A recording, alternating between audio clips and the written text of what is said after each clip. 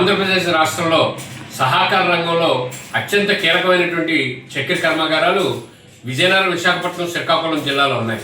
ముఖ్యంగా ఏటికొప్పాక, తాండవ, అనకాపల్లి, చోడవరం, భీమసింగ్ షుగర్ ఫ్యాక్టరీలు గడిచిన ప్రభుత్వంలో మూతపడిపోయాయి. కూటమి ప్రభుత్వం అధికారం వచ్చిన తర్వాత కనీసం ఈ ఫ్యాక్టరీలు తెరుస్తారని చెప్పి ఆశపడ్డాం.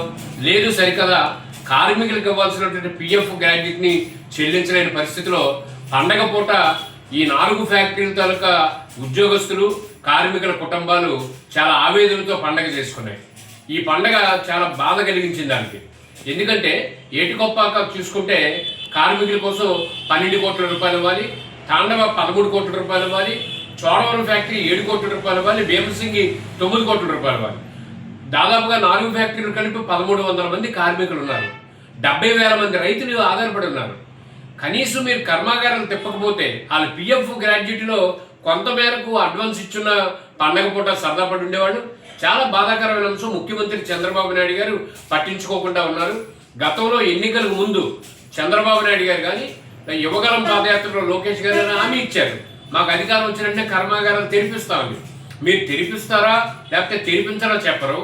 ఈ కార్మికులు రోజు రోజుకి ఆవేదనతోటి, ఆందోళనతో చచ్చిపోతున్నారు.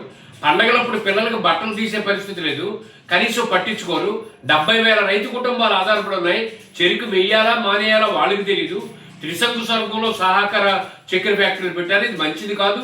గౌరవ ముఖ్యమంత్రి చంద్రబాబు నాయుడు గారు కానీ ఏ కర్మాగారం పరిధిలో ఆ కర్మాగారం శాసనసభ్యులు, జిల్లా మంత్రులు తక్షణమే తగిన నిర్ణయం తీసుకోవాలని లోక్సత్తా రాష్ట్ర అధ్యక్షుడిగా నేను కోరుకుంటున్నాను.